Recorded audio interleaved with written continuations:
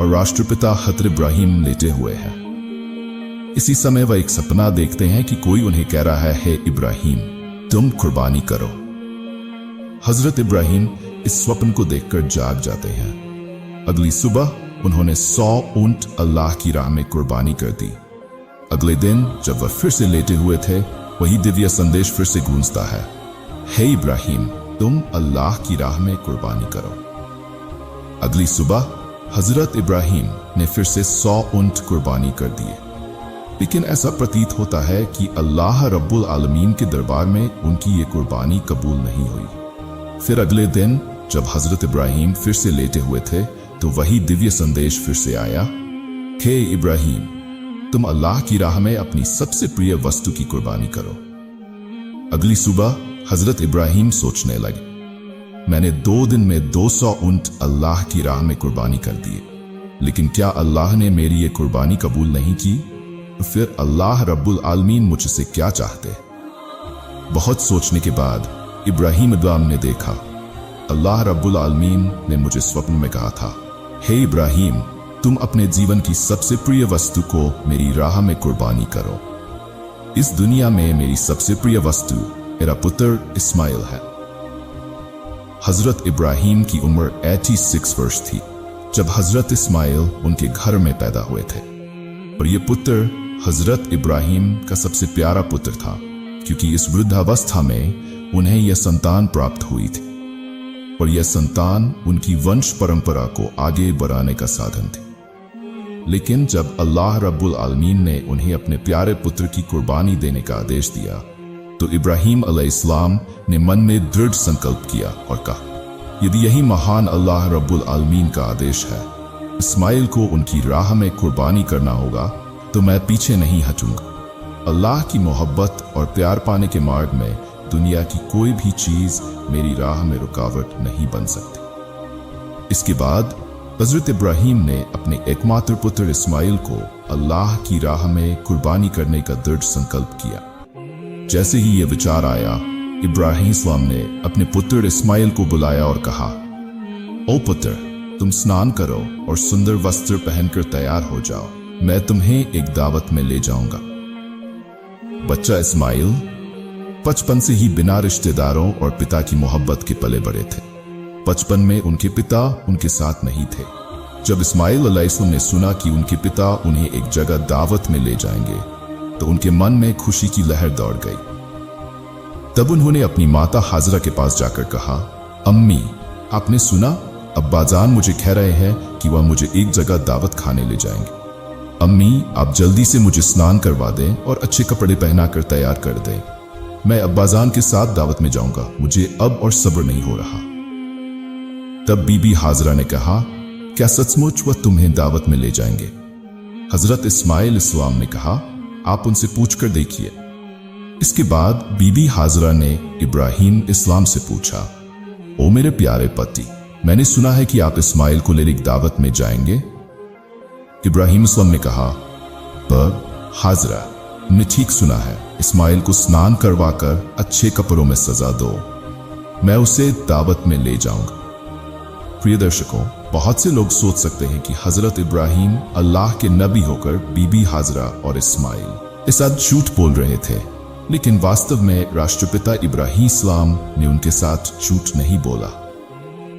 अगर गहराई से विचार किया जाए तो इब्राहिम सलाम की यह बात सही और वास्तविकता के अनुरूप थी, क्योंकि वह इस्माइल को अल्लाह रब्बुल आलमीन की दावत में ले जा रहे थे। इसके बाद बीबी हाजरा ने बालक इस्माइल को अच्छे से स्नान करवाकर सुंदर वस्त्र पहनाए।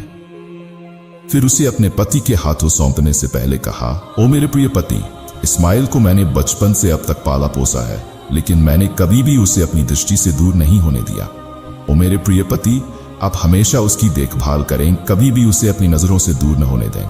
जब तक आप और इस्माइल मेरे पास वापस नहीं आ जाते, तब तक मैं चिंतित रहूंगी और आपकी राह ताकती रहूंगी। ने बीबी हाजरा की यह बात सुनकर कोई उत्तर नहीं दिया। उनके दिल में एक तूफान चल रहा था। वह बीबी हाजरा से कुछ कहने में असमर्थ थे। उनकी आंखों से आंसू बाहर आने को बेताब थे, लेकिन उन्होंने अपने आंसुओं को अल्लाह रब्बुल आलमीन की मोहब्बत के समुद्र में दबा रखा।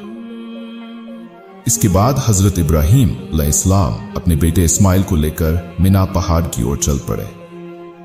शापित इब्लिस ने जब देखा कि हजरत इब्राहीम अल्लाह रब्बुल आलमीन के आदेश का पालन करते हुए अपने इकलौते बेटे को कुर्बान करने के लिए दृढ़ संकल्पित है, तो वह इसे सहन नहीं कर सका। उसने सोचा, मैं इब्लिस इंसानियत के कारण जन्नत से वंचित हुआ हूं और मैं हमेशा के लिए मरदूद और जहन्नामी बन गया हूं, और अब ये इंसानियत का एक बेटा इब्राहीम अल्लाह का प्रिय बंदा बनकर उसका हुक्म मानेगा। मैं इसे कैसे सहन कर सकता?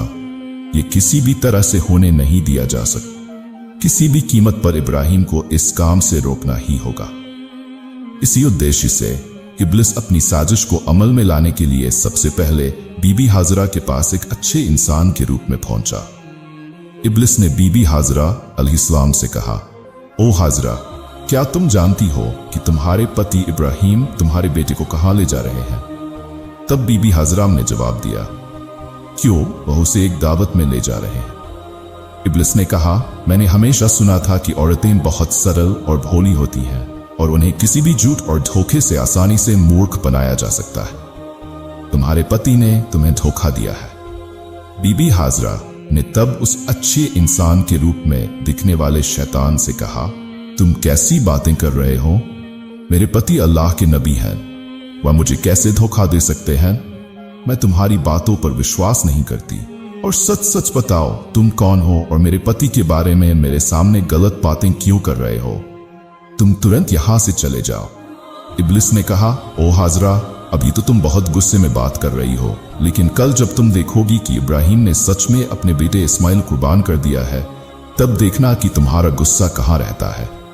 बीबी हाजरा नाराज होकर बोली, अच्छा, तुम क्या कहना चाहते हो, जरा खुलकर बताओ।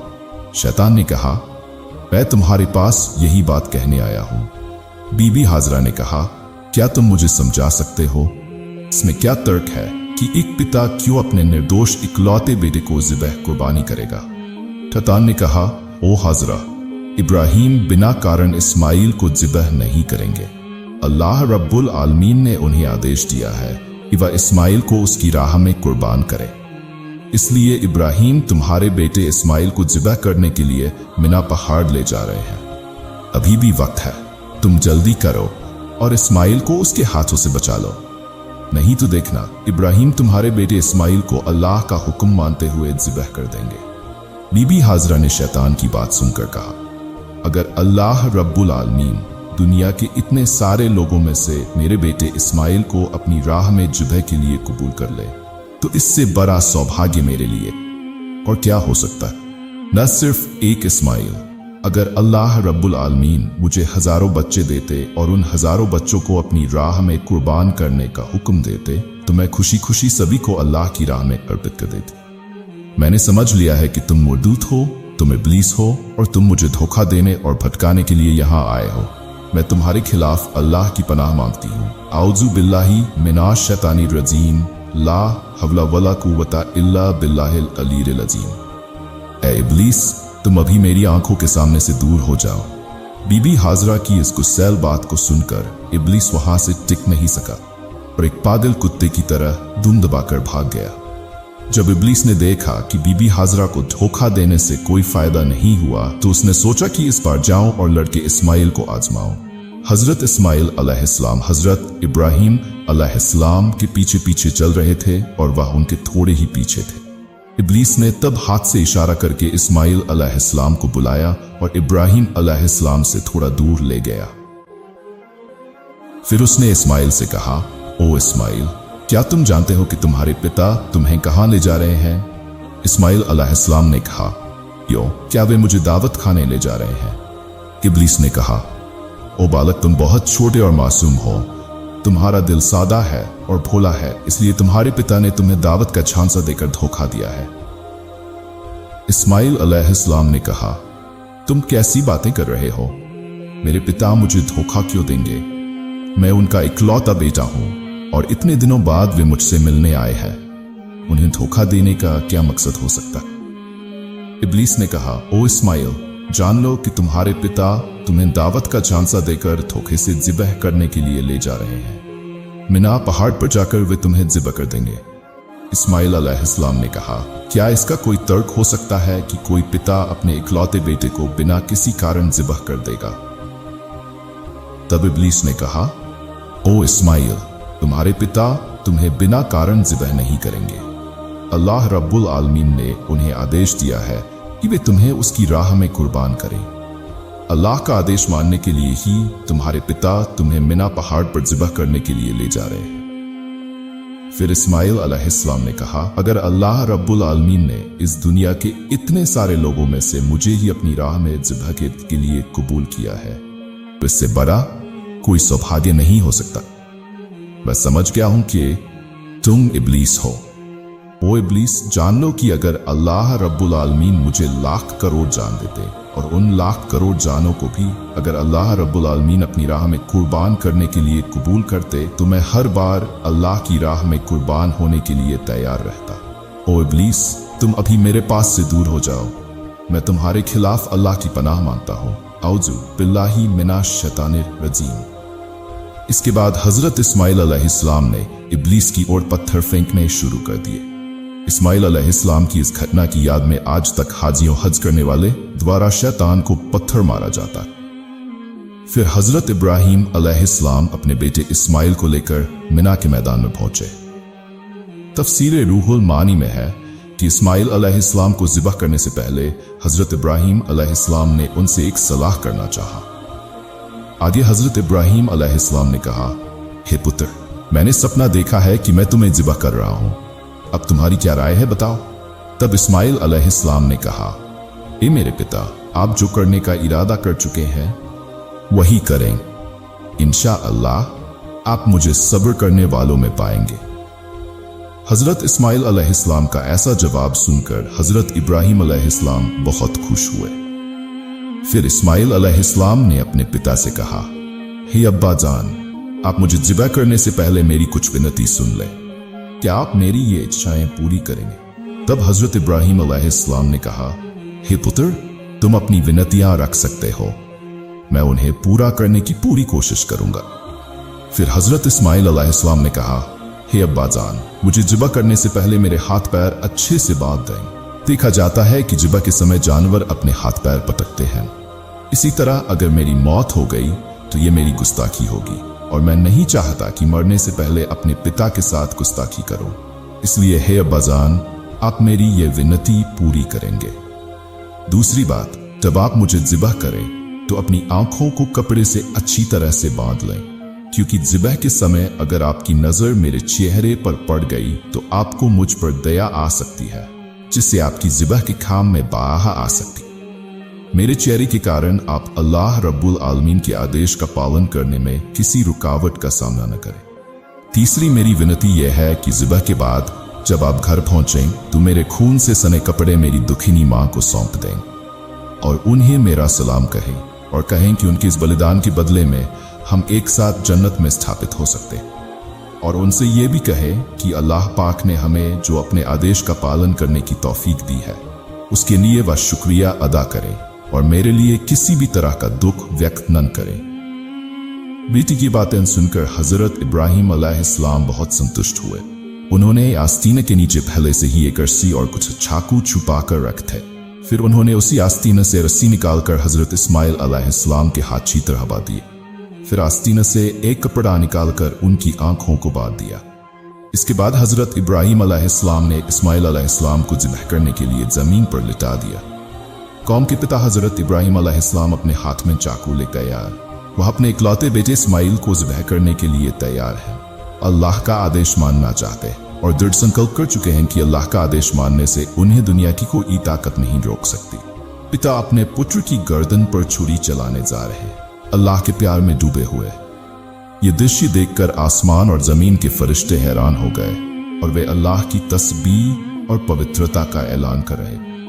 इसके बाद हजरत इब्राहीम अलैहिस्सलाम अपने बेटे इस्माइल की गर्दन पर छुरी चलाने वाले थे कि तभी अल्लाह रब्बुल आलमीन ने छुरी को हुक्म दिया, ए छुरी, खबरदार, तू इस्माइल की गर्दन का एक बाल ने नहीं काटेगी।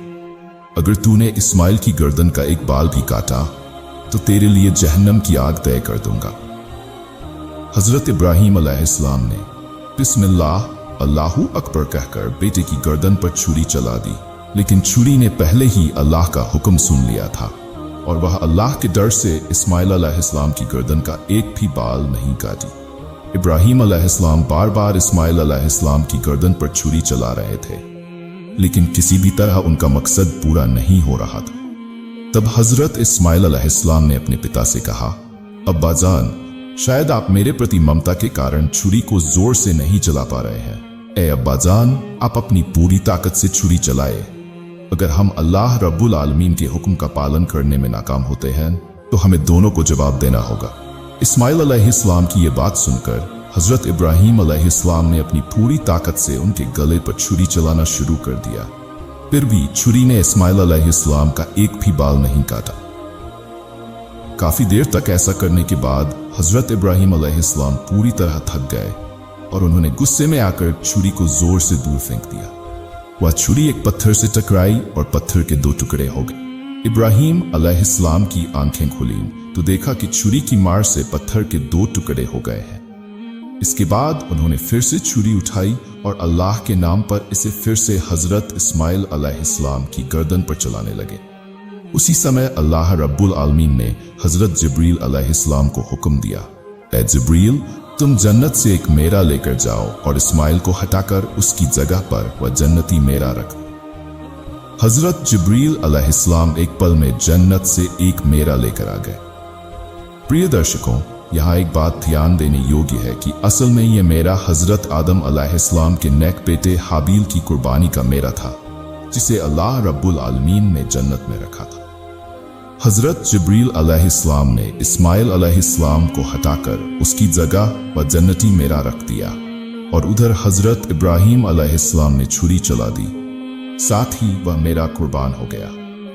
लेकिन हजरत इब्राहीम अलैहिस्सलाम ने सोचा कि उन्होंने अपने बेटे इस्माइल की कुर्बानी कर दी है।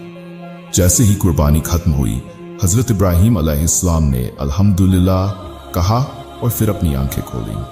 देखा कि इस्माइल तो उनके पास ही खड़े हैं और कुर्बानी एक जन्नती मेरे की हुई है। यह दृश्य देखकर हजरत इब्राहीम अलैहिस्सलाम ने अल्लाह के फरिश्ते हजरत जिब्रील अलैहिस्सलाम से पूछा, ए भाई जिब्रील, क्या अल्लाह रब्बुल आलमीन ने मेरी कुर्बानी कबूल नहीं की, क्योंकि मैं अपने बेटे इस्माइल को कुर्बान नहीं कर सका?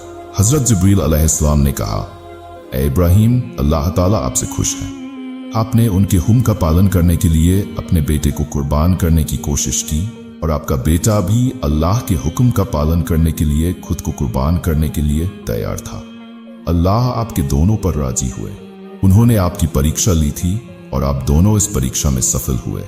इसीलिए अल्लाह रब्बुल आलमीन ने जन्नत से एक मेरा भेजा था और आपने उसी मेरे की कुर्बानी की। हजरत जिब्रील अलैहिस्सलाम की बात सुनकर हजरत इब्राहीम अलैहिस्सलाम ने दोबारा अल्लाह रब्बुल आलमीन का शुक्रिया अदा किया।